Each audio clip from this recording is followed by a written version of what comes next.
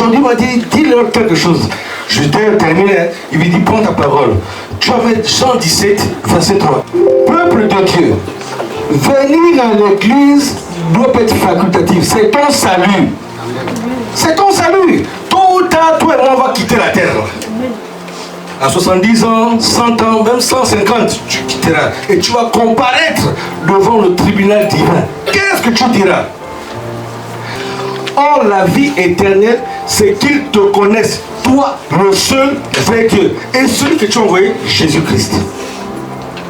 Il dit c'est très important. Nous sommes dans l'année de la conquête. Tu vas conquérir ta santé, tu vas conquérir ton mariage, tu vas conquérir ton travail, tu vas conquérir tes finances, tes enfants. Mais est-ce que tu connais le vrai Dieu? Il a dit dans Matthieu 7, verset 21-22, c'est pas tous ceux qui disent Seigneur, Seigneur qui hériteront le royaume de Dieu. Il y en a qui vont dire, j'ai fait la délivrance, en ton nom j'ai chassé les démons. Il leur dit clairement, arrière de moi, je ne vous ai jamais connu. Parce que pendant que toi tu cherchais à chasser les démons, tu cherchais le mariage, tu n'as jamais cherché à savoir, à connaître le seul vrai Dieu. Or la vie éternelle, c'est de connaître le vrai et l'unique vrai Dieu. Toute la Bible, de Genèse à Apocalypse, c'est chercher à connaître qui est Jésus et marcher avec lui. Tout le reste là, je sais chanter, je tape bien le tambour, je sais danser. Formidable. Mais si tu ne cherches pas à connaître le vrai Dieu, c'est dangereux pour toi. Alléluia. Nous sommes dans l'année de la conquête. Il m'a donné le thème dans la nuit. Depuis 2 jours. Hier j'ai écrit. Il m'a dit tout ça là c'est bien. Mais est-ce que ton peuple cherche à me connaître? On a vu aujourd'hui, la semaine dernière, c'est le serviteur Joël qui a imposé les mains d'âme. Elle n'est pas là aujourd'hui. On a vu l'onction se manifester. La dernière fois c'était mignon. Tout ça là c'est bien. Mes enfants doivent apprendre à me connaître. Ah, tu vas avoir ton mariage, tu vas avoir ta santé. À la fin du culte, avant la fin, celui qui est malade, il se lève, il reçoit sa guérison. Ça c'est cool. Mais quand tu reçois ta guérison, là, est-ce que tu cherches la vie éternelle? C'est qu'ils te connaissent, ce que le peuple de Siloé te connaisse, ce que le peuple des églises, des assemblées de Dieu, toutes les églises de dénomination ACC, ICC, OCC, doivent te connaître. Toi, le seul vrai Dieu. Et celui que tu as envoyé, Jésus-Christ. Donc l'évangile, Genèse, Apocalypse, ce que toi et moi, on doit chercher à connaître Dieu et celui qui l'a envoyé. Le reste là, les techniques pour être prospère, les techniques pour être beau, les techniques pour avoir ça là c'est pas l'évangile. Le royaume, l'éternité, c'est chercher à connaître qui est le Dieu. Pourquoi? Parce que Jésus est le chemin, la vérité et la vie. Il est le chemin. Il n'est pas l'un des chemins, il est le seul chemin. Et quand tu connais ce chemin-là, quand tu suis ce chemin-là, ça te donne quoi? La vérité. Et donc, dans la vérité, tu vas avoir la vérité dans ta vie émotionnelle, la vérité dans ton travail, dans ta santé, dans tes affaires. Ensuite, tu as le chemin, la vérité et la vie qui va au Père. Et il te dit, nul ne peut aller au Père que par moi. Alléluia. Et c'est chez le Père où il y a le royaume, l'éternité, la nouvelle Jérusalem. Mais pour aller chez le Père là, le chemin c'est Jésus. Le chemin c'est pas ton travail. Le chemin c'est pas ton argent, ton compte bancaire. Ça là c'est des détails. Il faut voir comment les gens sont en train de mourir avec des comptes bancaires remplis. Et c'est même d'autres personnes qui vont manger ça. On connaît un témoignage. Monsieur, quand il ne voulait pas t'appeler Jésus.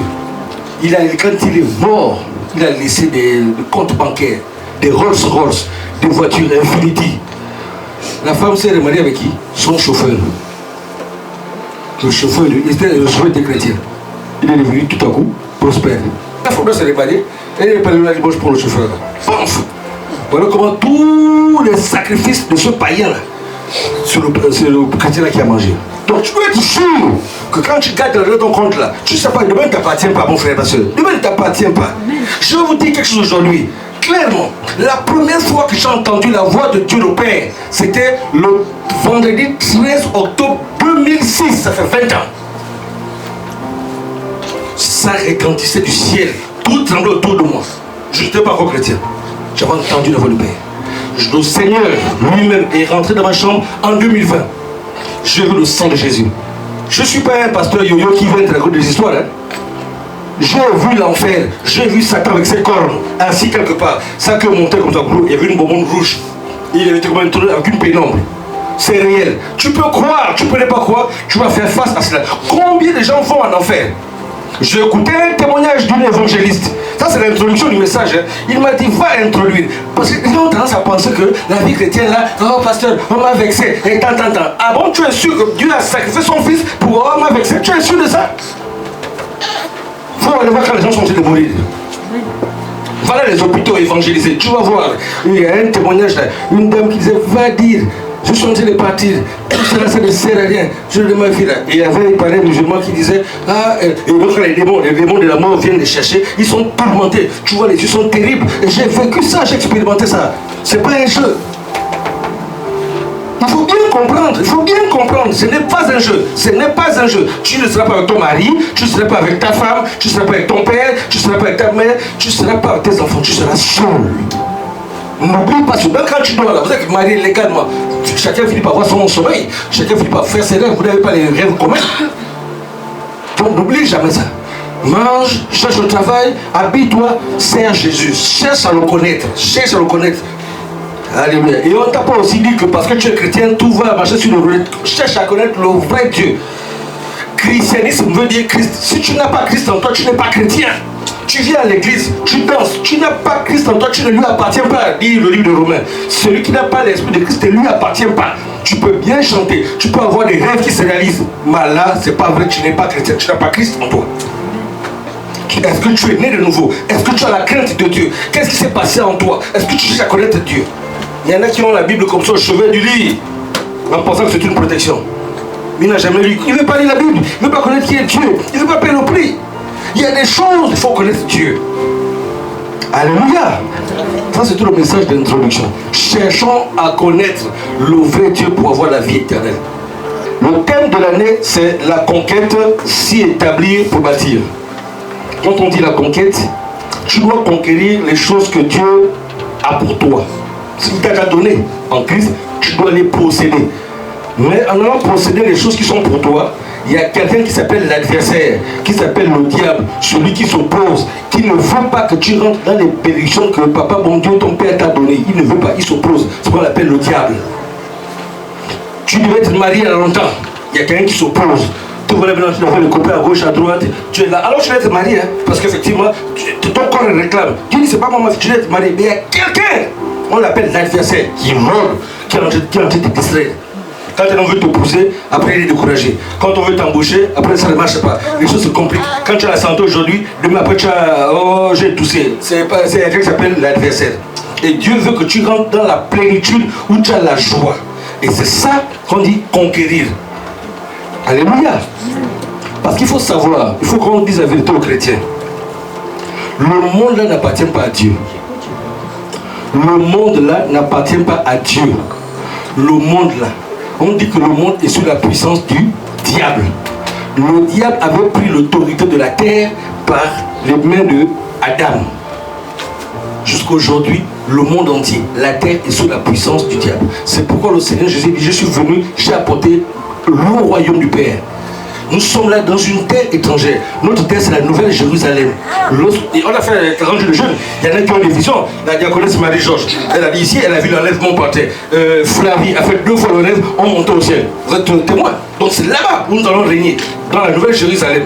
On va rentrer dans le paradis là. Voilà, tu dois avoir l'assurance que si tu meurs là, pif, tu es devant le Père, en train de danser avec des anges. Pas tu es en train de crier, oh, venez-moi, aidez-moi, aïe, aïe, aidez-moi, c'est trop tard. Ah, les pasteurs ne me parlaient, je ne voulais pas écouter. On connaît l'histoire. Il a dit à Abraham, le riche, va dire à mes frères, laisse-moi revenir, dire à mes frères de se convertir. Abraham dit, ils ont la loi et les prophètes qui les écoutent. Ah, ils ne vont pas écouter, les incrédules. Il dit, mais c'est trop tard, il n'y a plus de lien. Tu es de l'autre côté. Ah, il y a beaucoup à dire. Toi qui es venu avec un problème, tu vas partir ici guéri aujourd'hui. Amen. Amen, amen. Amen. Parce que le Seigneur, il est réel. Il est réel. Donc le titre de ce jour,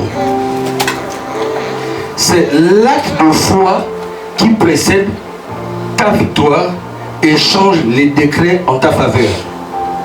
Le titre de ce jour, l'acte de foi qui précède ta victoire et change les décrets en ta faveur.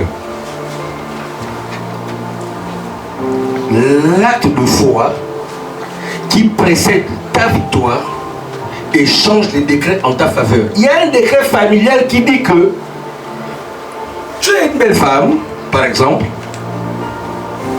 tu peux avoir des copains, mais jamais te marier. Le jour où tu te maries, soit c'est l'homme là qui meurt. On a vu les cas de figure. Hein? Un mari est mort, le deuxième vient, il meurt, le troisième, elle ne sait pas. C'est un décret qui coule dans ton sang. Les anciens ont dit que dans la famille, là, les femmes ne doivent pas se marier. Ou bien un décret, les hommes ne doivent pas être en paix. C'est un décret orchestré, organisé et entretenu. Et toi-même, tu sais, on peut faire semblant. Quand tu es sur ton lit seul, toi-même, tu connais ce que tu vis. Devant les gens, alléluia, ça va. Mais au fond, Et pourtant, Jésus est réel. Alors, évitons de dire souvent, il est écrit, toi-même tu as une Bible ambulante. Ta Bible, ta vie doit être un témoignage. Quand on te regarde, on voit le Christ Jésus au travers de ta vie. Aujourd'hui, les gens sont fatigués d'entendre, oh, il est écrit, ils disent oui, ça c'est fatigant, mais moi j'ai un problème là, j'ai une malédiction, on fait comment? Jésus guérissait les malades. Mais guéris-moi si tu as Jésus avec toi, si tu as Christ avec toi, guéris-moi. Moi je suis tourmenté toutes les nuits, on vient m'étouffer. Tu me dis que Jésus délivre, mais moi depuis là je ne suis pas délivré, on m'étouffe toutes les nuits, j'ai même peur de dormir. Tu veilles maintenant, tu veilles. Tu n'as pas dormi. Je dis, tu n'as pas dormi? Ah non. Parce que lui-même sait que s'il dort là, il ne sait pas s'il va se réveiller. On avait des délivrances ici. Les gens ne dorment pas. La nuit sont violés, les démons sont là, les maltraitent. Le matin c'est les bleus, elle est là, elle est trempée. Qui t'a touché? Un esprit. Et comme ça tous les jours. C'est terrible alors que je suis réel. Tu arrives comme ça, tu as même peur. À chaque fois que tu poses un dossier, comme disaient les enfants là, j'ai même peur comment me virer. Tu dépenses, on dit comment me virer. Tu es là, quand tu penses bien avec la femme, tu dis, est-ce que la femme là va m'aller loin? Parce que je suis habitué à chaque fois au gourmet, les échecs. Les échecs, ça ne marche jamais. Est-ce que ça va même marcher l'affaire là? Parce que tu as tellement vécu dans l'échec. C'est une histoire familiale. Ton grand-père a vécu ça, ta grand-mère a vécu ça, tes parents vivent ça, toi-même tu vis ça, tes frères vivent ça, tes cousins vivent ça, même tes enfants vivent ça là. Mais tu dois dire maintenant, ça n'est assez, je dois changer ce décret. Alléluia. Amen. Nota bene, toute victoire en Christ est toujours précédée d'un acte de foi. Toute victoire en Jésus-Christ est toujours précédée d'un acte de foi. Je ne sais pas qu'est-ce que ton cœur désire. Je ne sais pas ce que tu attends depuis. On n'a pas tous les mêmes situations. Toi peut-être tu attends une promotion, tu attends la restauration de ton foyer, la restauration de ta maison, ton corps, ta santé, tes finances, je n'en sais rien. Mais on te dit que toute victoire doit être précédée d'un acte de foi. On va le comprendre. Nota bene. L'acte de foi peut être une proclamation, peut être une déclaration, peut être un geste, peut être une action. C'est l'élément déclencheur de ta percée. Mais souvent, cette action-là peut être inconfortable, peut être une situation inconfortable. C'est pourquoi il faut apprendre à connaître Dieu. Les voies de Dieu sont insondables. Il faut avoir la foi. Tu vas mettre Jacques 2 à partir du verset 14. Jacques 2, verset 14. Mon frère, ma soeur, écoute la parole. Jacques 2, verset 14. À partir du verset 14. Je lis la parole de Dieu. L'apôtre Jacques s'adresse à toi et à moi. Il te dit, mon frère, ma soeur, que sert-il à quelqu'un de dire qu'il a la foi s'il n'a pas les œuvres? Tu dis que tu as la foi. Où sont les œuvres de ta foi? Parce que tous ceux qui ont eu la foi, ils ont eu un témoignage favorable, dit Hébreu. Et il te dit, la foi peut-elle le sauver? La suite. Si un frère, si une soeur sont nus et manquent de la nourriture de chaque jour, et que l'un d'entre vous leur dise, allez en paix, chauffez-vous et rassasiez-vous, et que vous ne leur donniez pas ce qui est nécessaire au corps, à quoi cela sert-il? Tu parles, où sont les actions? Tu dis à mon frère, tu sais que la personne a besoin d'un vêtement, la personne a un besoin, et tu peux pourvoir aux besoins de la personne. Tu dis, oh mon frère, que Dieu te bénisse. Ah bon? Mais Dieu le bénit comment? Dieu le bénit par toi. C'est toi qui dois mettre l'argent dans ta poche pour bénir la personne là. Amen. Alléluia. Amen. C'est ce qu'il te dit ici. Tu vois, elle est dans un besoin. Dis non, mon frère, que Dieu te bénisse. Non, Dieu me bénit comment? Dieu passe toujours par les hommes. Donc, il va passer par toi, tu vas prendre ta carte bancaire, tu vas au guichet, au robot, tu dis, tu viens, tu dis à la personne, tiens, là, Dieu l'a béni. C'est que tu as la foi. Parce que tu ne peux pas faire ces choses-là si tu n'as pas la foi en Jésus. C'est comme quand tu te mets à 3h du matin, personne ne te regarde. Tu es à genoux, en train de prier Dieu, à 3h du matin, personne ne te regarde. Là, tu as la foi. Se mettre à genoux devant tout le monde, c'est facile, hein, parce qu'il faut que la soeur là me regarde. Que je suis un grand prieur. Il faut que le frère là me regarde. Il faut qu'elle me regarde. Et là, à partir de ce moment-là, c'est facile. Tu vas attirer les regards vers toi. Tu veux attirer les regards vers toi. Or, les choses de la foi, c'est pas pour attirer les regards, c'est dans le secret. Ce que ta main doit t'a donné, même ta main gauche ne le saura pas. Alléluia. Voilà. La suite. Il en est ainsi de la foi. Si elle n'a pas les œuvres, elle est morte en elle-même. Si tu dis que tu as la foi et qu'il n'y a pas les œuvres, mon frère, ma soeur, tu te flattes. Elle est morte en elle-même. C'est pourquoi ça ne marche pas. Parce que Dieu a tout créé par sa parole. Or, c'est sa parole qui donne la foi, dit Romains 10, 17. La foi vient de ce qu'on entend vient de la parole de Christ. La suite. Mais quelqu'un dira, toi tu as la foi et moi j'ai les œuvres. Montre-moi ta foi sans les œuvres et moi je te montrerai la foi par les œuvres. Donc la foi se montre par les œuvres. Si tu dis que tu as la foi en Jésus-Christ, montre-moi les œuvres de cette foi. On a dit voici les signes qui accompagneront ceux qui auront cru. On n'a pas dit voici les signes qui accompagneront les pasteurs, les prophètes, les apôtres. Si tu as cru, si tu as la foi, tu dois manifester des œuvres. Alléluia. Oui. La suite. Tu crois qu'il y a un seul Dieu, tu fais bien. Il te dit que même les démons le croient aussi et eux ils tremblent. Donc tu n'es pas, toi et moi ne sommes pas les seuls à croire que Dieu existe. Hein. Même les démons croient que Dieu existe. Et la différence même, eux ils tremblent devant Dieu. Est-ce que toi tu trembles dans la présence de Dieu? Il n'y a qu'à voir certains partout dans la présence de Dieu. On est en pleine adoration. Quelqu'un a les pieds croisés. Quelqu'un sur son téléphone. Ce que tu ne connais pas Dieu. Parce que si tu connaissais Dieu, tu devais te mettre proscounéo.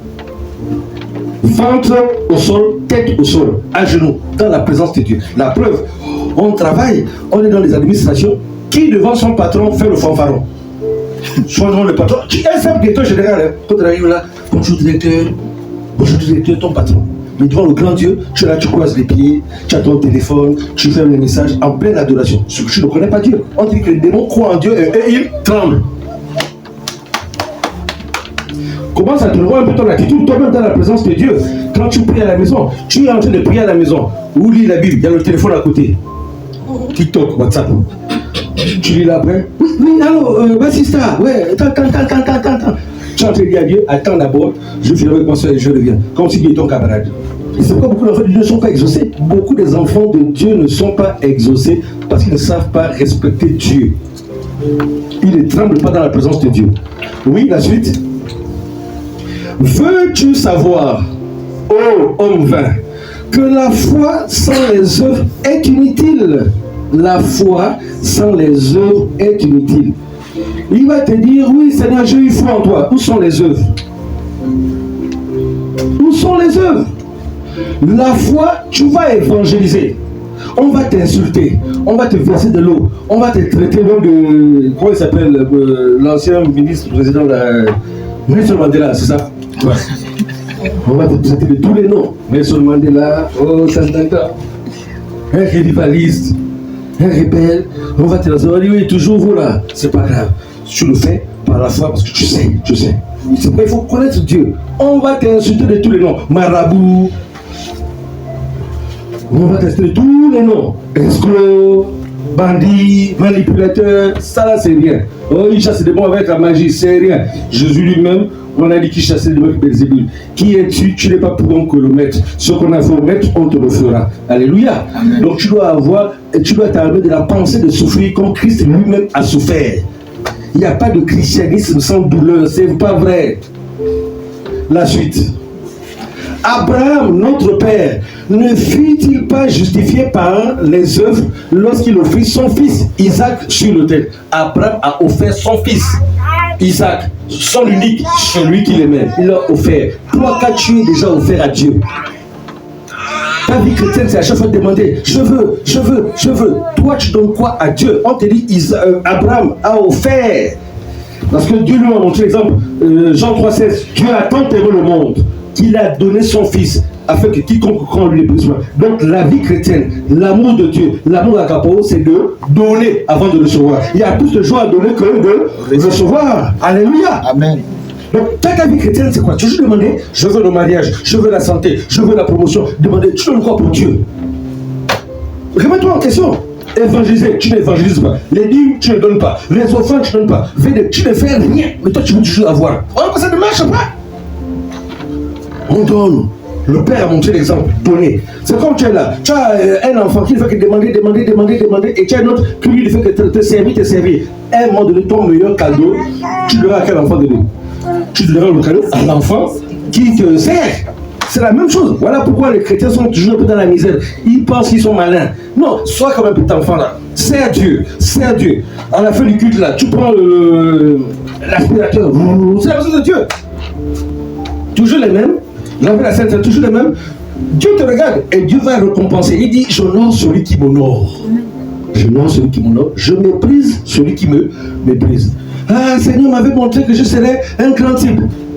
Tu vas aller au tombeau avec ça. Va consulter les gens qui sont dans les cimetières. Hein. Ils vont te dire qu'avant de mourir, ils avaient entendu de belles paroles. Oh, tu seras ceci. Ça n'a jamais eu lieu.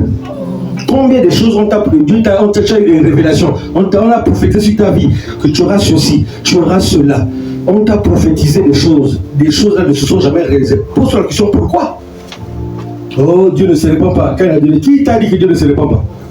Le premier mot repentir est venu dans Genèse. Dieu dit, je me répands d'avoir créé l'homme. Et c'est écrit dans le livre de Samuel. Il dit, je t'avais promis telle chose. Mais comme tu m'as déshonoré, je ne te donne plus. C'est écrit. Dieu le dit. Donc Dieu peut te faire des promesses. Tu vas te marier en 2026. Mais si tu dis, là, comme il a dit ça, là, je fais n'importe quoi là. Vraiment, 2026 va passer, tu n'auras rien. Les seules choses, c'est qu'il tourne. Alléluia, ça va aller. Ça n'ira pas. Il faut changer ta façon de faire les choses. Ça n'ira pas du tout. Amen. Et les seules choses, c'est là, ça va aller. Pasteur, ça va aller quand? Tu as de prendre l'âge. Alléluia. Amen. Ça, c'est la parole. La vérité. Et pourtant, c'est pas Dieu, c'est toi-même. C'est-à-dire que tu ne sais pas connaître comment Dieu fonctionne. C'est Dieu. Comprends, on te dit, Abraham a offert. Est-ce que tu offres ton temps? Est-ce que tu offres ton temps à Dieu? Offre ton temps à Dieu. Offre à Dieu quelque chose. Offre à Dieu. Offre pour le royaume. Pas pour un pasteur, hein? Pas pour un homme, mais pour Dieu. Pour Dieu. Lui, il va te surprendre. Amen. Alléluia. Amen. La suite. Tu vois que la foi agissait avec les œuvres. La foi agit avec les œuvres. Et que par les œuvres, la foi fut rendue parfaite. Où sont les œuvres qui accompagnent ta foi? Où sont les œuvres qui accompagnent ta foi? Les œuvres. Nous allons voir un cas pratique. La suite. Ainsi s'accomplit ce que dit l'Écriture. Abraham crut à Dieu et cela lui fut imputé à justice et il fut appelé ami de Dieu. Je vais vous dire quelque chose, hein, bien aimé dans le Seigneur. Il m'a dit aujourd'hui de vous parler clairement et nettement sans ambiguïté. Il y a 3-4 catégories. Il y a les enfants, il y a les jeunes gens, il y a les pères et il y a ce qu'on appelle l'épouse. Nous sommes l'épouse de Christ. Mais tous les chrétiens ne sont pas dans la catégorie de l'épouse. Quand le Seigneur reviendra, il vient chercher son épouse. Et c'est l'église, ceux qui vont rester, qui vont rater l'enlèvement. Je déclare que personne d'entre vous ne rate l'enlèvement de Jésus. Amen. On a vu, moi j'ai vu l'enlèvement, la diaconesse Marie-Georges a vu l'enlèvement, on a écouté les témoignages pendant les 40 jours de jeûne. On montait au ciel, on était habillés en blanc. C'est ça, non, Marie-Georges? Dites ça aux gens hein, qui critiquent partout là, que nous, on est en train de partir. Hein. Tu peux critiquer comme tu veux. Nous tous, on a vu pendant les 40 jours, on montait au ciel habillés en blanc. On partait et l'autre avait vu entrer au ciel, dans la Nouvelle Jérusalem. Voilà, ce jour-là va arriver. Mais c'est la catégorie de l'épouse. J'ai une question pour vous. Est-ce que le niveau d'intimité entre un époux et une épouse, c'est la même chose qu'entre un père et un enfant? Non. Ce que l'épouse voit, est-ce que l'enfant voit ça? Non. Ok. Donc il faut grandir dans la connaissance de Dieu. Ce qu'un enfant voit chez son père, il ne voit pas ce que l'épouse voit. Voilà, il faut être l'épouse à la dimension où c'est face à face. Tu connais maintenant les mystères de l'époux. Donc c'est à niveau et niveau. Il faut grandir. D'abord, petit enfant, tu te laisses nourrir par le lait. Après, tu montes, paf, jeune gens, c'est maintenant le miel. Après, tu passes, père, la viande solide. Après, paf, tu entres épouse. Et tu deviens maintenant ce qu'on appelle ami de Dieu. Quand tu deviens ami de Dieu comme ça, c'est là que tu es assis, sans prier, tu fermes les yeux et te dis dans la salle, là, il y a une personne qui a tac, tac, tac. Oh, dis, c'est la magie. C'est pas la magie. C'est un niveau de communion et d'intimité. Alléluia. La suite. Vous voyez que l'homme est justifié par les œuvres et non par la foi seulement. Oh, j'ai la foi. On te dit que l'homme, la femme, toi et moi, nous sommes justifiés par les œuvres, non pas seulement par la foi. Tu as la foi, c'est une chose, mais où sont les œuvres? Oui, il faut avoir des œuvres. Et c'est pourquoi beaucoup de faux pasteurs, oui, il y a des faux pasteurs, alors je suis d'accord, je suis d'accord avec vous, il y a aussi des faux chrétiens. Voilà, il y a les faux partout. Et donc, les faux pasteurs se sont appuyés sur ça pour voler les chrétiens. Oh, donne ta maison, donne ta voiture, donne ceci, manifeste tes œuvres. Et le peuple, oui, qui croit, il donne. Et alors, donc c'est pourquoi il faut avoir la révélation. Demande à Dieu qui est cet homme qui est debout là. Cet homme qui est debout là. Prends 2 jours de jeûne, il va te dire. Et puis tu viens ici, je te rends le micro. Hein. Alléluia. Ah oui. Quand tu sais qui tu es, tu parles. Hein? Alléluia. Amen, amen.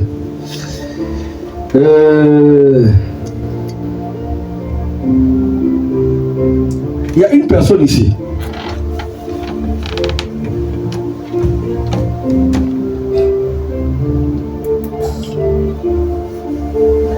Attention à un problème cardiaque de cœur. C'est toi? Mon frère. Ton frère? Très bien. Il va se faire opérer demain. Ah, il se fait opérer demain. Voilà. Vous savez, ça s'appelle un point de contact. On va prier pour lui. Hein? Comme la dernière fois, on était ici. Oh, le Seigneur parle d'une femme, une personne qui a le sable dans les yeux. C'était sa maman. Elle devait se faire même, voilà. Donc il y a tellement de choses. Il m'a dit, attends, il y a ça dans le cœur. On va prier pour ceci. C'est autant de choses.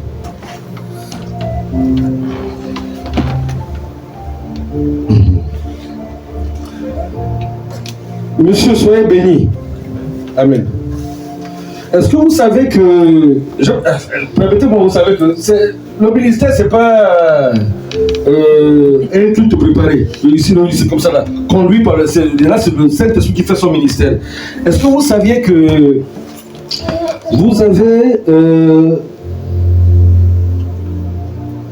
comme un don, pas un prophète, comme un don prophétique, un instinct prophétique? Le savez-vous?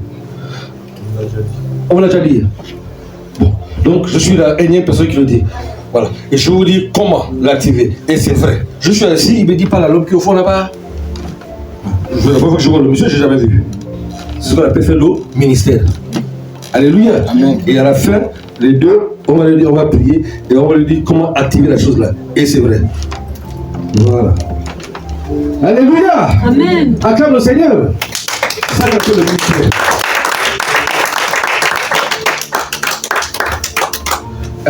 C'est un cas pratique. Si tu as la foi, où sont les œuvres? Voici les œuvres. Amen. Amen, amen, non? Amen. Ah. Parole pratique. Amen. Tic, tac, tac. Gloire à Jésus. Alors, la suite. On te dit, Rahab, la prostituée, ne fut-elle pas également justifiée par ses œuvres lorsqu'elle reçut les messagers et qu'elle les fit partir par un autre chemin? Donc Rahab a été justifiée par ses œuvres.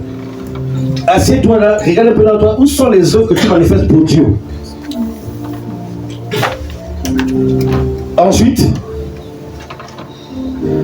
écoutons la fin. Comme le corps sans âme est mort, de même la foi sans les œuvres est morte. Donc si tu n'as pas des œuvres qui accompagnent ta foi, Ça veut dire que ta foi est morte et sans foi tu ne peux pas opérer. Hébreux 11, 1 dit quoi? La foi est une faible assurance des choses qu'on espère et une démonstration de celles qu'on ne voit pas. Tu ne peux rien. La foi est ta monnaie d'échange qui permet de prendre la chose de l'invisible et l'amener au visible. Donc si tu n'as pas la foi, tu ne peux rien acquérir. Or, la foi, c'est la monnaie d'échange spirituel. Tout comme l'euro, bien le franc CFA ou le dollar, c'est la monnaie d'échange dans la monnaie d'échange économiquement parlant, dans la terre des humains. L'euro, le dollar, c'est la monnaie d'échange. Tu peux échanger telle chose parce que tu as la monnaie d'échange. Mais dans le monde spirituel, ta monnaie d'échange, c'est la foi. Donc, si tu n'as pas la foi, parce qu'elle est morte en toi, tu ne peux rien acquérir. Venir ici un samedi aux répétitions, il faut avoir la foi. Tu viens le samedi, comme hier j'ai pu voir, le samedi, même qu'il pleuve, qu'il neige, qu'il rose, qu'il vente, qu'il vocifère, tu viens parce que tu viens préparer le culte du dimanche. Il faut avoir la foi pour le faire. Donc ils vont dire, moi je dors, il n'y a pas la foi. Mais quand tu as la foi, où sont les œuvres? Les œuvres sont où? Et pourquoi ça ne marche pas? Tu es dans l'échec permanemment. Et ce n'est pas la volonté de Dieu. Alléluia. Matthieu 17. À partir du verset 14.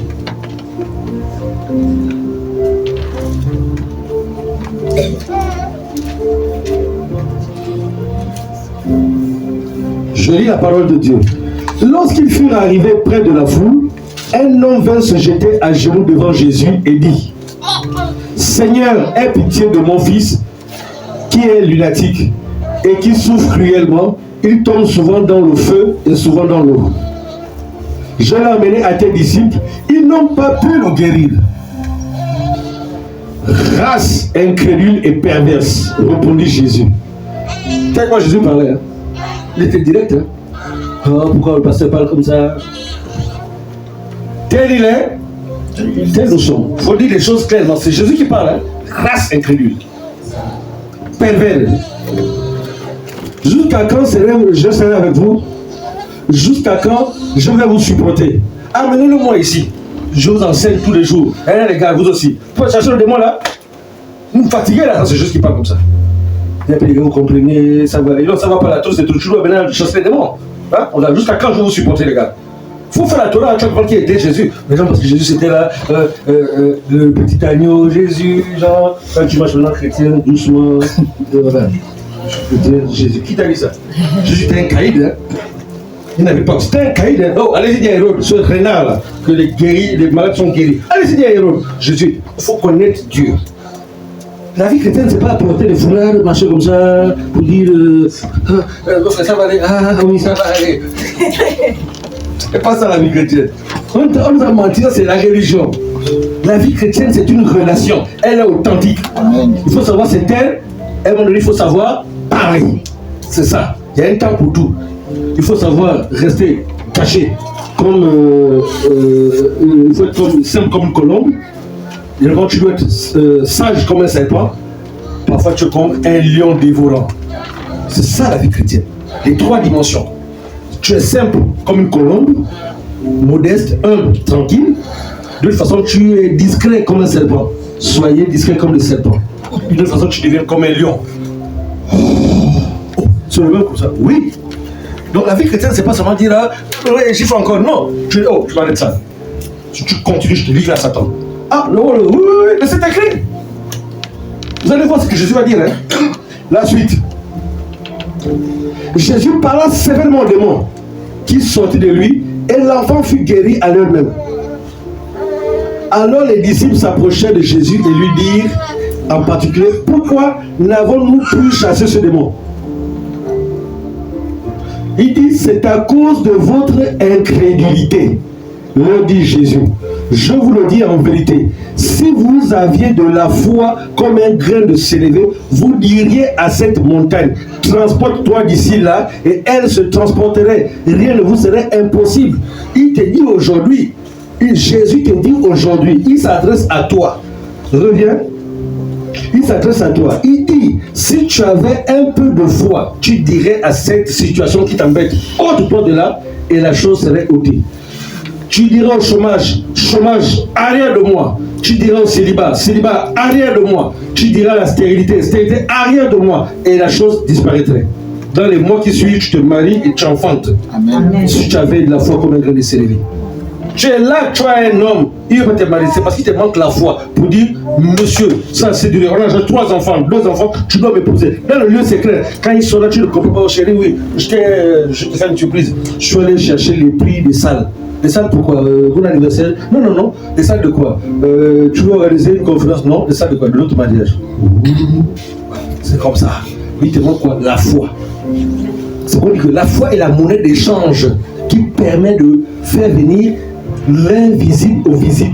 Faire venir ce que Dieu t'a donné au visible. Les gens n'ont pas vu, mais par la foi tu as vu et tu amènes ça à la manifestation. Alléluia. C'est par la foi que la maladie du cœur là s'en va. C'est par la foi que tu vas manifester le don prophétique. C'est par la foi. La monnaie d'échange. Alléluia. Amen. Et la suite. Il dit, mais cette sorte de démon ne sort que par la prière et par le jeûne. Comme tu te dis qu'il y a des situations dans ta vie qui ne partiront que par le jeûne et la prière. Et même le jeûne et la prière, il faut le faire sur la base de la foi. Parce que si tu n'as pas la foi, tu ne peux pas jeûner de 6 heures à 18 heures sans manger, sans boire. Hein. Il faut avoir la foi. Et c'est même là que le collègue te dit, il y a le caviar ici, il y a un restaurant, le chef, voilà. Si tu dois avoir la foi pour dire, ne mange pas. Et c'est là où tu as une faim bizarre. Hein. Tu n'as pas souvent fait comme ça. Alléluia. Tu as une drôle de soif. Souvent là, je n'ai pas soif comme ça. C'est comme aujourd'hui là, j'ai une soif comme ça. Là. C'est là que tu dois dire non. Alléluia. Amen. Vous êtes d'accord quand tu vas avoir la foi? Ce n'est pas l'occasion qui manque. Non, il y en a. Mais tu es là pour dire non, moi je suis consacré à Dieu. Je ne peux pas. Ça c'est la foi. Et selon ta foi, tu vas recevoir que oui, là c'est la foi. Alors, il y a des situations que nous allons prier pour renverser les décrets. Il y a des décrets dans ta vie. Pour cela, premier cas pratique. Premier cas pratique, Matthieu 15, à partir du verset 21. Comment on change les décrets? Par la foi. Vous allez comprendre les cas pratiques. Et nous allons prier. Je ne sais pas quel est le décret qui pèse sur ta vie. Il y a longtemps que tu allais décoller. Lisons la parole de Dieu. Josué étant parti de là, se retira dans le territoire de Tyr et de Sidon. Et voici une femme cananéenne qui venait de cette contrée lui cria: aie pitié de moi, Seigneur, fils de David. Ma fille est cruellement tourmentée par le démon. Comme toi aujourd'hui, il y a un esprit qui te tourmente, qui t'empêche de rentrer dans une bénédiction. Je ne connais pas ta situation, mais Jésus te connaît. Et Jésus ne lui répondit pas un mot. Donc tu parles à Jésus, lui qui est Dieu fait chair, lui qui est amour, il ne te répond même pas. J'ai parlé, j'ai prié, Dieu n'a pas répondu. Je n'ai plus. Ah bon? Depuis que je vais à l'église là, je n'ai pas d'exaucement. Dieu ne m'entend pas. Ah bon? Écoutons l'action de la femme. Hein? Et ses disciples s'approchèrent et lui dirent avec instance: renvoie-la, car elle est derrière nous. Donc, elle ne s'est pas arrêtée pour dire: fils de l'homme, elle court après Jésus. Et Jésus n'a pas dit: bon, allez, automatiquement. Donc, il y a des choses que tu dois courir. Dieu voit ton attitude, ton humilité, avant que le décret ne soit changé. Mais pense pas que tu as appelé là, il peut te faire grâce. Hein? Tu es exaucé, il peut aussi t'observer. Pas qu'il n'entend pas, il entend. On dit bien Jésus entendait, mais il n'a pas voulu répondre. La suite. Jésus répondit: je n'ai été envoyé qu'aux brebis perdues de la maison d'Israël. Donc toi qui es cananéenne, toi qui n'appartiens pas à la maison d'Israël, tu n'as pas droit à quelque chose. C'est un décret. Vous allez voir comment cette femme-là va changer le décret. Amen.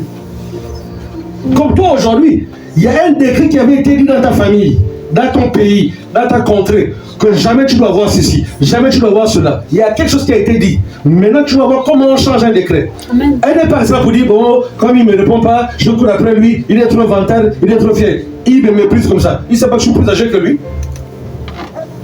Et il avait 30 ans, elle était plus âgée, peut-être 70 ans par là. Elle dit: mais elle fait, c'est pas tout, hein. Il est en train de marcher, donc Jésus l'ignore. Mais elle veut se prosterner devant lui en disant Seigneur, secours-moi. Elle dit non, je sais que c'est toi qui es Jésus, je te reconnais.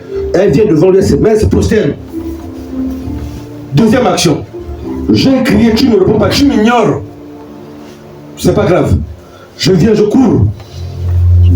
Je crie derrière toi, tu m'ignores. Je me prosterne et secours-moi. La suite.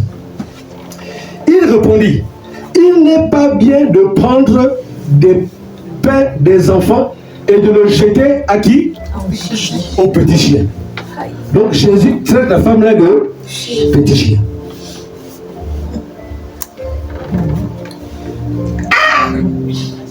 Jésus. On dit toi tu as l'amour, tu me traites de petit chien.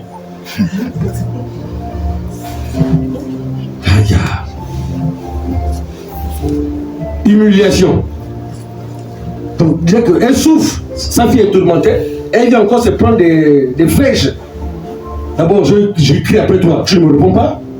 Je cours après toi, tu m'ignores. Je vais me procéder devant toi là, et tu me traites de petit chien. Ah, toi, tu es vraiment fils de Dieu, toi. Écoutons la suite. Elle répond. Elle n'a pas dit, te prends pour qui? Voilà, voilà. Elle dit, oui, Seigneur, dit-elle. Mais les petits chiens mangent les miettes qui tombent de la table de leur maître. Donc je reconnais, je suis un petit chien. Mais, Seigneur, nous les petits chiens là, on mange les miettes des enfants. Tu as la réponse? L'humilité. Pour changer un décret. Écoutons la suite. Alors Jésus lui dit, oh, femme, ta foi est grande. Qu'il te soit fait comme tu veux. Et à l'heure même, sa fille fut guérie. Amen. Acclame au Seigneur. À l'heure même, sa fille fut guérie. Il dit, ta foi est grande. Elle a changé un décret. Un niveau de foi. La profondeur appelle la profondeur. Pasteur, mon frère, non pas saluer à l'église, je ne viens plus. C'est ton affaire. Non, parce que ta soeur t'a pas salué. Et qui t'a quel objet de saluer? Tu sais quoi elle a dormi? Je sais pas. Je sais pas pourquoi elle ne t'a pas salué. Je sais pas ce qui se passe en tête. Non. Pourquoi tu penses qu'on doit te saluer baptême hier soir? Prends ça comme ça et c'est tout. Toi, tu salues tout le monde. Autant de choses. Voici ici. Ta foi est grande. Qu'il t'en soit fait selon ce que tu veux. Elle a changé un décret. Il n'était pas prévu que les miracles se fassent en dehors des enfants perdus de la maison d'Israël. Elle était une cananéenne, une païenne. Mais elle a changé un décret par son attitude, par son cœur. Et on va prendre une autre version. Un autre passage où Dieu va donner une parole, Jésus va donner une parole. Prendre Marc 7 à partir du verset 24. C'est le même passage, mais il dit ça autrement. Marc 7 à partir du verset 24. Jésus étant parti de là, s'en alla dans le territoire de Tyr et de Sidon. Il entra dans une maison, désirant que personne ne le sût, mais il ne put rester caché. La suite. Car une femme dont la fille était possédée, la même femme, d'un esprit impur, étant entendit parler de lui et vint se jeter à ses pieds. Donc elle a entendu parler de Jésus. Romains 10, 17 te dit que la foi vient de ce qu'on entend. Donc elle a eu la foi parce qu'elle a entendu parler de Jésus. Comme toi aujourd'hui, tu entends parler de Jésus pour que tu reçoives la foi pour régler ton problème. Amen. S'il a pu faire ça pour la femme cananéenne, il peut le faire pour toi. Et cette femme, écoute, cette femme était grecque, syro-phénicienne d'origine.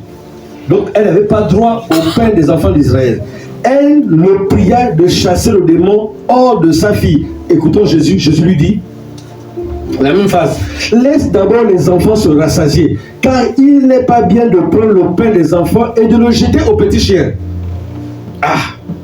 Elle répond, oui Seigneur, lui répondit, oui Seigneur, lui répondit-elle, mais les petits chiens sous la table mangent les miettes des enfants. Écoutons la parole de Jésus par la suite. Alors il lui dit, à cause de cette parole, va, le démon est sorti de ta fille. Amen. Alléluia. Amen. Donc la foi se manifeste par des paroles. La foi se manifeste par des attitudes. La foi se manifeste par des actions. C'est ce qui change les décrets. Quel est le décret que tu veux changer dans ta vie, mon frère, ma soeur? Quel est le décret? Ça ne dépend que de toi, ton attitude.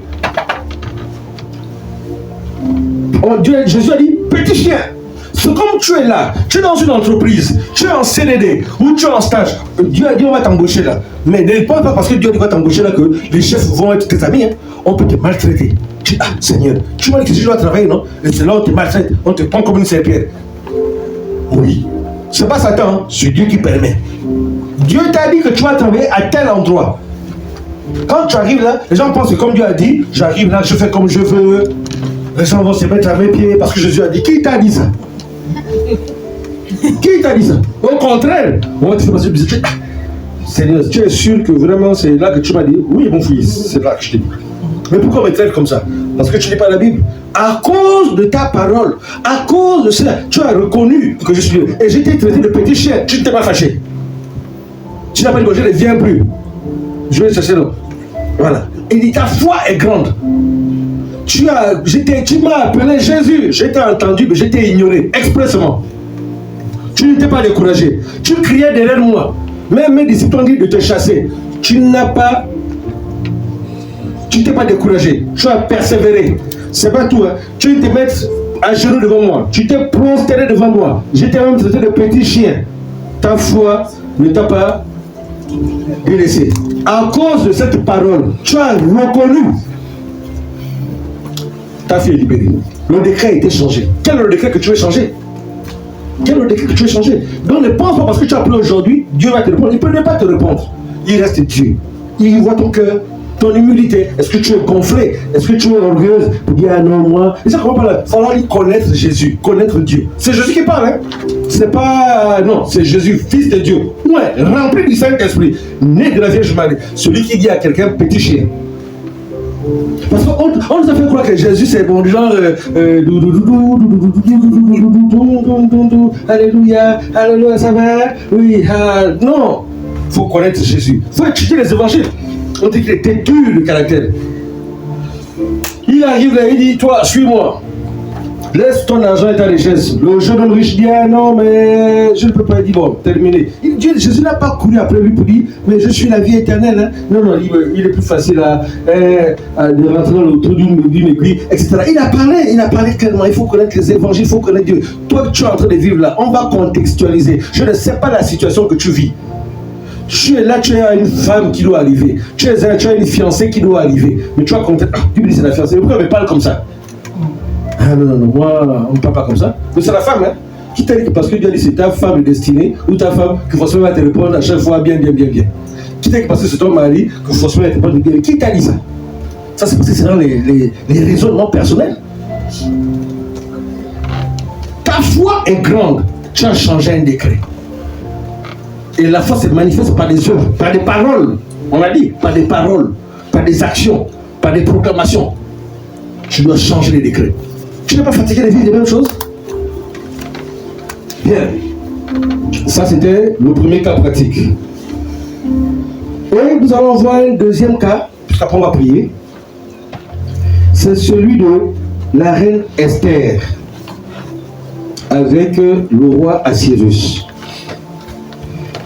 Vous savez, bien aimé, vous n'êtes pas venu assister à une conférence. Non. Vous êtes venu dans la maison de Dieu et Dieu est en train de vous parler. Parce que Dieu a un plan pour toi. Dieu a un plan pour toi. Pour que son nom soit glorifié dans ta vie et que tu deviennes une Bible ambulante. Dis-toi bien que la Bible dit, hein, on ne se moque pas de Dieu. Ce qu'un homme aura sémé, il le moissonnera aussi.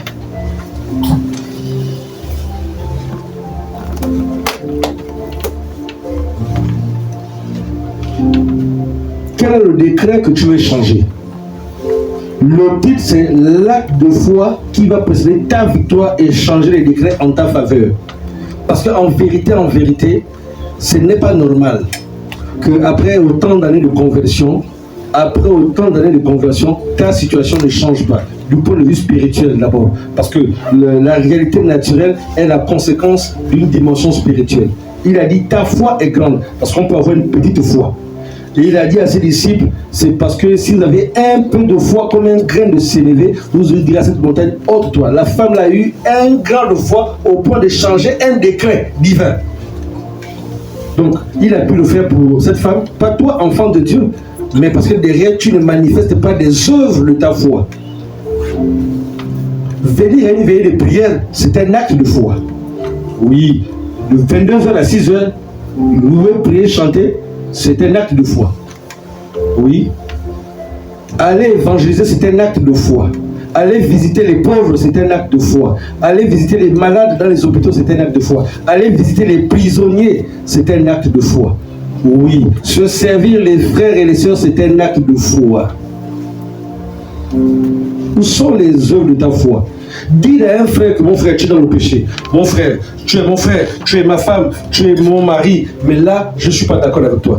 Parce que là, tu es dans le péché. Dis ça à son prochain, c'est un acte de foi. Tu sais que ton frère, tu sais que ta soeur vit dans le péché. Tu le sais bien, et tu l'encourages même. Alors, ton copain là-bas, il va bien. Donc toi, tu sais le péché, tu l'encourages. Tu dis, ma soeur, tu fais, hein, je ne suis pas ton gendarme, mais tu es sur le péché. Hein. Voilà. C'est un acte de foi. Et c'est l'amour, c'est ça. Hein. Nous, aujourd'hui, nous sommes dans un système où tu sais que ta soeur est dans un péché. Ta soeur était dans un copain. Ils ne sont pas mariés. Au lieu de tout faire pour que Dieu fasse des choses, elle se marie légalement et tant. Non, tu es l'encouragé. Et tu es sûr de ça? Tu es un partisan du désordre. Dis la parole de Dieu. Il faut se repentir. Hein? C'est pourquoi les païens ne le croient pas. Allez, c'est ça. Vous n'êtes pas réel. Il n'y a pas de puissance. Il n'y a pas de feu. Parce que les chrétiens ne sont pas sincères. Ils ne sont pas vrais. Ils ne veulent pas payer le prix. Il faut regarder l'histoire de l'église primitive, mon frère, ma soeur. L'église primitive, on est entré les femmes enceintes. On dit renonce à Jésus. Sinon, on fend ton ventre. Elle dit faites comme vous voulez. Jésus le roi. Cela est le méchant des martyrs à Rome. On prend un homme, on te dit, on l'attache. Le feu de bois, on dit allez, renonce à Jésus, on te donne la vie sauve. Il dit non. Louange, gloire à ton nom, alléluia. Et les soldats mettent le feu en bas.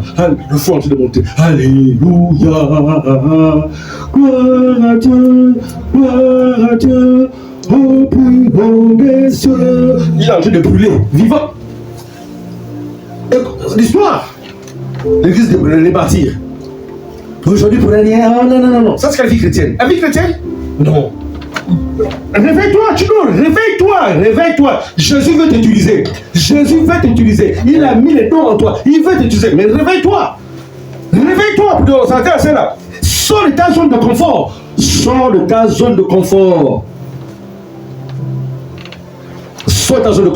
Rémis-toi, bouge. Pour dire ça, rien, c'est. Les ténèbres vont venir dans ma famille. Ça s'arrête à partir de moi. Et j'accepte de payer le prix. Waouh! Le Seigneur dit ok, formidable, voici un candidat. On y va, c'est parti. Tu payes le prix.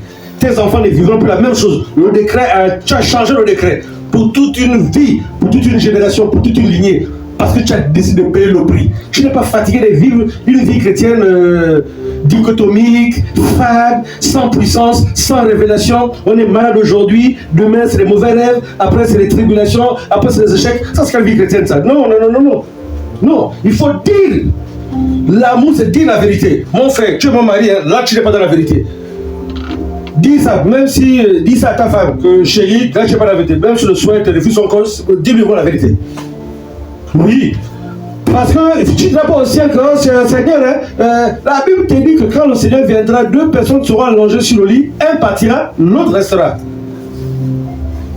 Donc, si tu veux que tu sois en train de danser au ciel et ton mari ou ta femme reste accroupi dans l'enfer, c'est que tu n'as pas l'amour. L'amour, c'est vouloir du bien de l'autre. Dis-lui la vérité, parle-lui la parole. Les décrets. Esther 3, versets 8 à 11. Alors, Aman dit au roi Assyrus, ici c'est quelqu'un qui veut détruire les Juifs. Et donc il a fait un montage, il a fait un complot. Comme toi, il y a eu un complot contre toi. Et un décret va sortir de ce complot-là. Alors Aman dit au roi Assyrus, il y a dans toutes les provinces de ton royaume un peuple dispersé et à part parmi les peuples, ayant des lois différentes de celles de tous les peuples, et n'observant point les lois du roi. Il n'est pas dans l'intérêt du roi de le laisser en repos. Donc il y a quelqu'un qui va parler contre toi. Si le roi le trouve bon, qu'on écrive l'ordre de les faire périr. Un décret. Comme il y a quelqu'un qui a fait un décret sur ta vie, sur ton mariage, sur ta santé. Et c'est pourquoi tu le constates qu'il y a quelque chose, il y a un décret, mais ce décret doit être renversé. Je le pèserai 10 000 talents d'argent entre les mains des fonctionnaires pour qu'on les porte dans le trésor du roi. Le roi ôta son anneau de la main et le remit à Amam, fils d'Agathite, ennemi des Juifs. Et le roi dit à Aman, l'argent t'est donné, et ce peuple aussi, fais-en ce que tu voudras. Le sang que tu as dans tes veines, tu l'as hérité de tes parents. Et de tes parents au fur et à mesure. Ils ont adoré les idoles, ils ont adoré les eaux, ils ont adoré les cimetières, ils ont adoré les faux dieux. Et il a dit, je te donne ma descendance, et fais ce que tu veux. Mais moi, donne-moi la force de faire la cueillette, donne-moi la force de faire la chasse, donne-moi la force de faire la pêche, donne-moi le poste de directeur. Et voici ma progéniture. Avant même que tu ne naisses, tu étais déjà sacrifié. Ton mariage était déjà sacrifié avant que tu ne viennes au monde. Parce que la personne avait donné j'étais dans le ventre de toutes mes filles, de toutes les filles qui sortiront de moi, mes petits-fils, mes petites-filles, mes filles. Les femmes là ne doivent pas faire des enfants. Le démon a scellé. Toi, tu n'es pas encore venu au monde. Hein? Peut-être quand tu arrives là, tu as des complications. Il y a un décret qui avait été fait. Et il n'y a qu'un décret qui annule un autre décret. Et le décret qui est au-dessus de tout décret, c'est l'alliance en Jésus-Christ. C'est pourquoi tu as tout intérêt de servir Jésus. Tu as tout intérêt à t'attacher à lui. Attache-toi à Dieu. Attache-toi à sa parole, mon frère, ma soeur. Attache-toi à lui.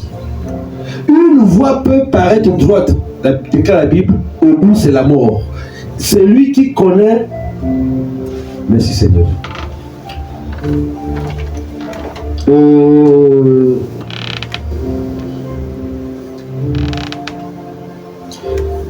Qui avait un projet de créer une activité.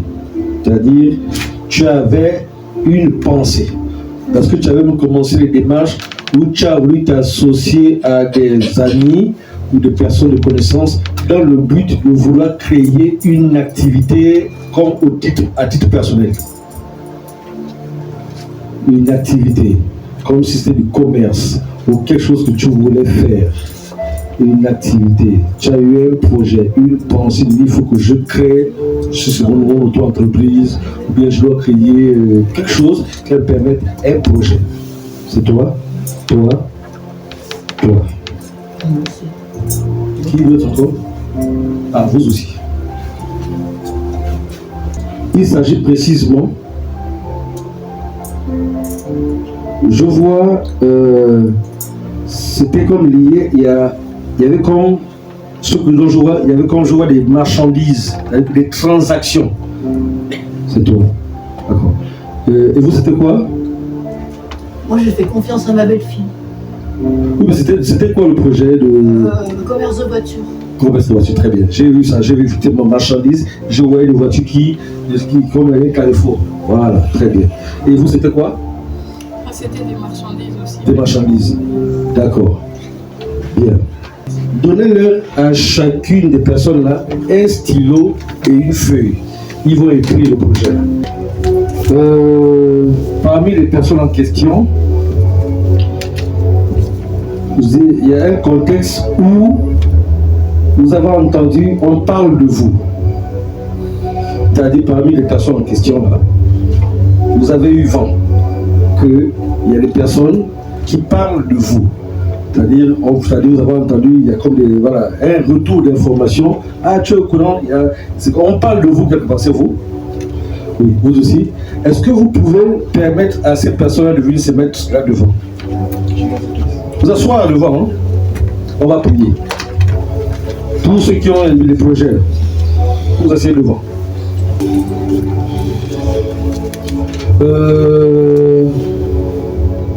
Monsieur,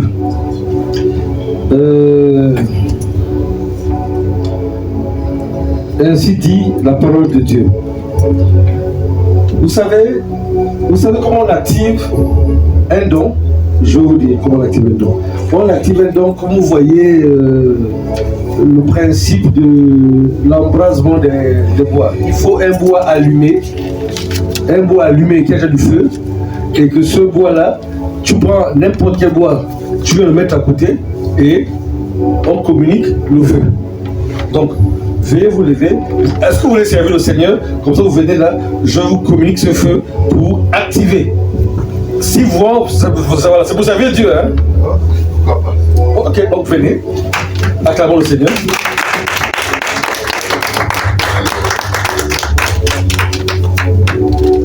Alors, bon, mettez-vous ici, par contre. Vous savez, c'est l'intérêt du royaume. Je ne connais pas la personne, mais je ne sais pas où il va servir, peu importe, mais c'est pour activer, et le feu qui va être activé, le feu qui soit là, le feu qui va être activé, va réveiller, va activer la chose que Dieu a mise, et ça va commencer à opérer dans sa vie. Opérer, il va sentir une transformation, il va sentir des choses qui vont se passer au-dedans de lui. Ce sera le début du feu.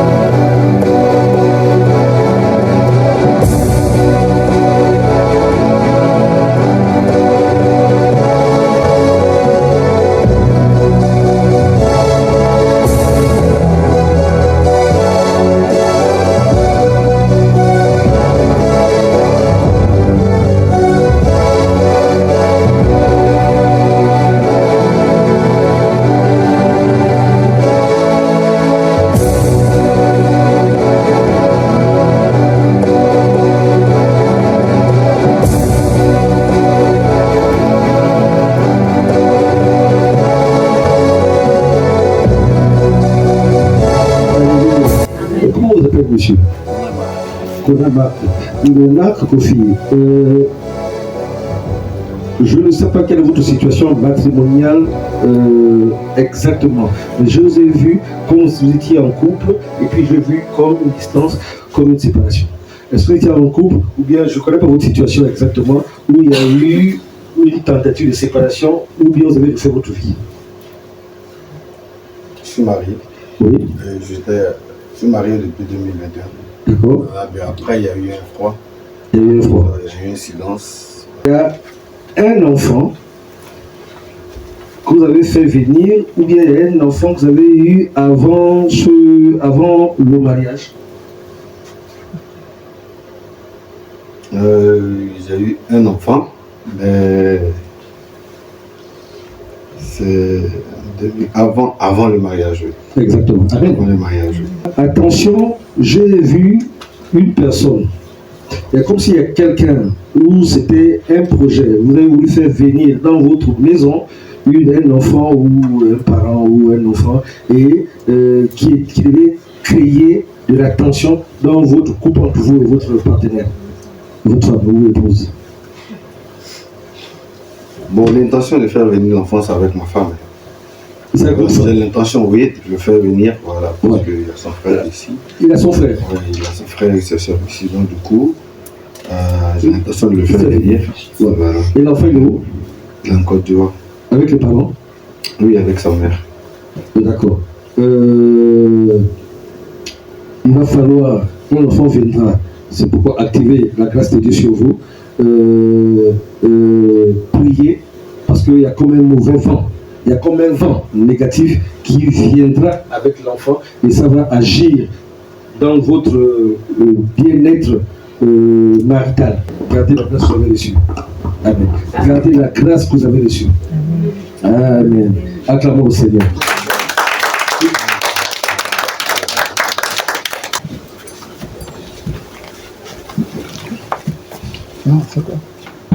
On va maintenant prier pour celui qui a un problème de cœur.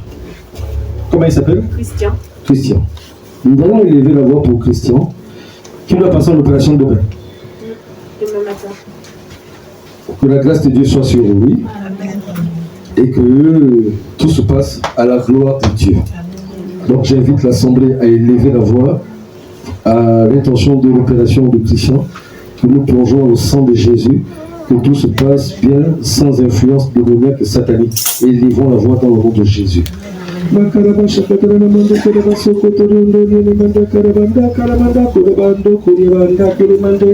Marakatamaya Karyabasha Kataranda Karamanda Karamanda Kuruba Sokotorundo Nilimande Kuriba Urakatamaya Karamanda Rikatamande Guru Alamada Rikatamanda Sokotoranda. Oui, éternel mon Dieu, éternel mon roi. Dans le nom de Jésus, je déclare que ton opération, l'opération qui se passe dans le sang de Jésus. Je te plonge dans le sang de Jésus. Nous plongeons cette opération la Bible dit que tu n'as donné le pouvoir, l'autorité, Seigneur, de marcher sur le serpent, sur les scorpions et sur toute la puissance du diable. Mon Dieu, je me tiens dans ton sang et sur la parole de ta parole, Seigneur. J'ordonne à tout esprit de mort, tout esprit de la société qui planifie, Seigneur, pour la mort de ce monsieur Christian. Que tout cela soit annulé au nom de Jésus. Maladie, là où tu es caché dans le corps de Christian, je t'ordonne maintenant de libérer son cœur, libère son âme, il ne t'appartient pas. Sa vie est pour la gloire de Jésus. C'est pourquoi j'invoque le sang de l'agneau dans son cœur. Que l'Éternel lui donne un cœur nouveau. Oh Seigneur, viens te manifester dans la vie de Christian. Viens changer son cœur. C'est toi le médecin par excellence, Seigneur. Tu guéris les malades, tu ressuscites les morts. Oh mon Dieu, je veux que tu apportes la guérison, Seigneur. Je veux que tu restaures son âme. Mon Dieu, tout ce qui était planifié demain. Mon Dieu, mon Père, Seigneur. Dans l'œuvre de la sorcellerie, dans tout ce qui est ténébreux, mon Dieu. Que tout cela soit ôté, Seigneur. Père, je te demande de te manifester, mon Dieu. Seigneur, viens te souvenir du Père de Christian, Seigneur. Afin que sa vie soit un témoignage. Alors c'est sur moi, mon Dieu, mon Père. Je prie à toi ce matin. Je déclare, mon Dieu, qu'il est guéri. Je déclare qu'il est restauré. Je déclare qu'il est transformé, Seigneur. Manifeste-toi, Seigneur. Glorifie ton nom. À toi la gloire, Seigneur. Oh Père, souviens-toi de la paix des enfants, Seigneur. Brise les chaînes, mon Dieu, mon Père, de la maladie, Seigneur. Que tout esprit de cardiaque, mon Dieu. Tout esprit cardiaque, mon Dieu, soit annulé, Seigneur. Père, je détermine, Seigneur, que son opération sera satisfaite, mon Dieu. Ça va bien se passer, Seigneur. Je déclare, mon Dieu, mon Père. Jésus. Acclamons le Seigneur pour nous. Merci. Amen, amen, amen. Merci. Nous allons passer à la scène.